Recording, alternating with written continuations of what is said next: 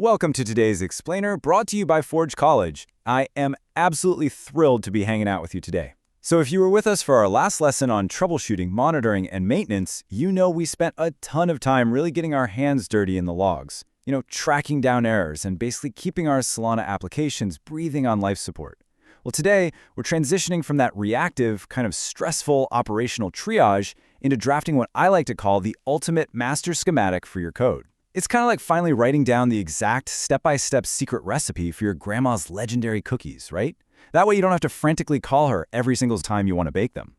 We are taking all of that hard-won operational knowledge and turning it into a bulletproof, completely reproducible deployment package. This is exactly how we graduate from chaotic development to true professional engineering. Let's get into it. So here is our agenda for this explainer. First, the blueprint to deployment. Second, core handoff artifacts. Third, crafting the deployment README. Fourth, scripting deterministic verification. And finally, number 5, validating the handoff package. All right, Section 1, the blueprint to deployment.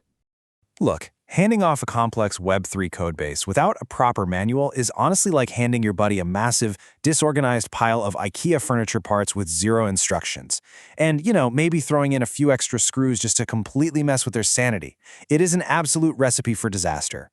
When you're deploying a capstone ecosystem-integrated Solana dApp, a quick screen share or just rambling some verbal instructions over a call just won't cut it.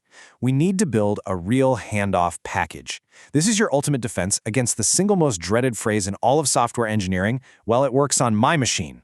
A proper handoff package means that any reviewer or some future developer you've never even met can clone your repo, follow your written steps, and achieve the exact same deployment state on a testnet, completely on their own.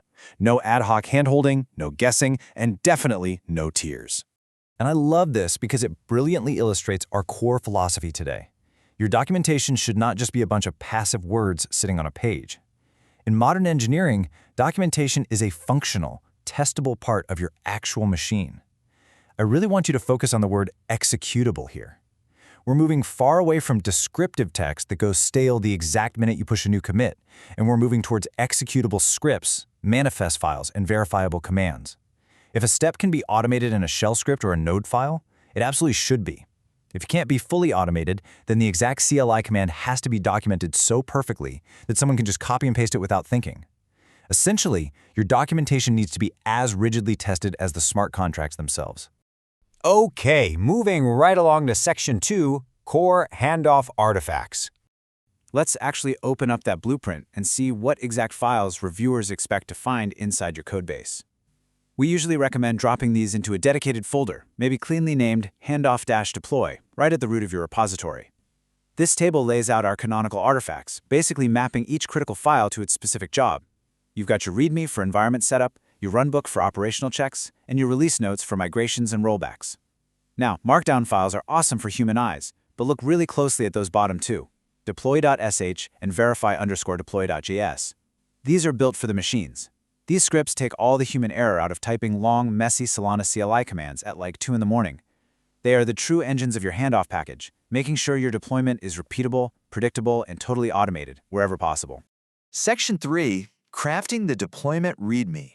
Your README is literally the bedrock for any reviewer or team member cloning your repo. It's the very first thing to look at, so it has to be the single source of truth for getting set up. We need precise version tags here, like actually using getrevparse to confirm the exact commit hash of the program binary so there is zero ambiguity. You also need to explicitly list your environment variables. But please, I am begging you, never ever expose actual secrets or private keys in this document unless you actively want your testnet wallet drained by an MEV bot in about 3 seconds. You've also got to state the exact versions of the Solana and Anchor CLIs you need. And finally, provide a strict pre-flight checklist so your reviewer knows their local environment is totally prepared for takeoff before they even think about running a deployment script.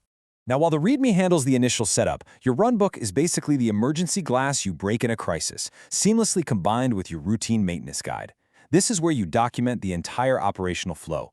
It outlines exactly what to do right before hitting deploy, the specific deployment commands themselves, and, crucially, what happens when things inevitably go wrong. Because let's be real, in Web3, things are going to go wrong.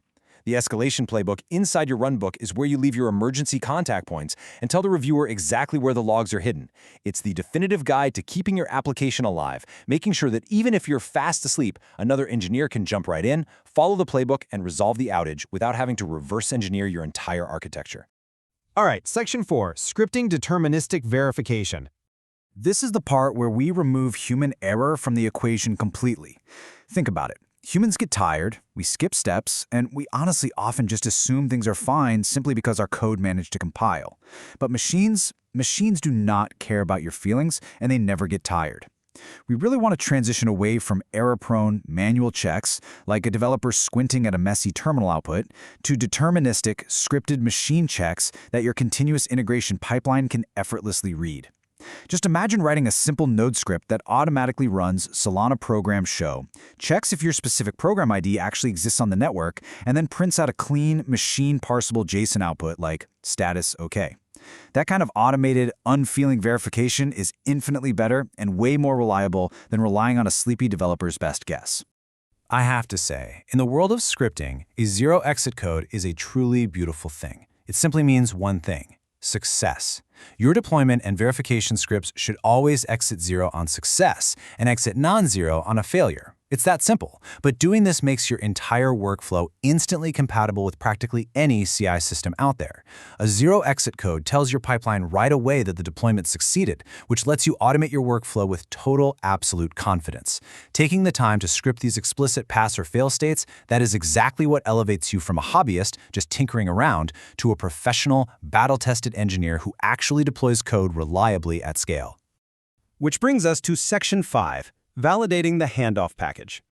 Okay, so we built the README, we've got the runbook, and we've written our automated scripts. Now it's time to put on our reviewer hat and attempt a completely independent validation.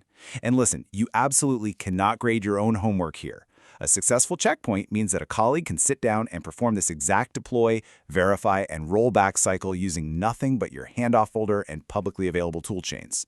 They should be able to open a fresh shell, run through your pre-flight checks, execute deploy.sh against the testnet, run verify_deploy.js to get that sweet JSON confirmation, and then, just to prove the whole system is actually robust, follow your rollback instructions to revert the whole thing. If they can do all of that without frantically pinging you on Slack where you're trying to eat your lunch, congratulations, you have succeeded as an engineer. But of course, in the real world, things do break. A reviewer might run your script and suddenly get a failed status because of, say, a mismatched program ID between the manifest and the deployed binary. And this is exactly why your runbook must include explicit troubleshooting entries just like the one you see right here. You map a scary, ambiguous symptom like program not found directly to a calm, step-by-step command line fix. Instead of a 3 a.m. panic attack where someone is just wildly guessing at solutions, you provide a clear, established protocol. Run this command, compare the ID, redeploy, or update the manifest. Boom. It takes all the emotion and the panic completely out of the debugging process and replaces it with sheer calculated protocol. So, what happens if literally all else fails? The reviewer followed the runbook, they tried your fix, and it's still completely broken. Well, in that scenario, they should be able to easily generate a debug snapshot. Think of this as a zipped directory containing the Solana logs, the exact verification output, and the standard error from the deploy script. Instead of playing a highly frustrating back-and-forth game of 20 questions on Discord trying to figure out what bizarre state their laptop is in, this snapshot gives you the exact crime scene. They just toss this compressed snapshot into a folder, attach it to a ticket, and hand it straight back to you. It allows for incredibly accelerated triaging, mainly because you can see precisely what their machine saw at the exact millisecond of failure. Finally, conclusion and next steps.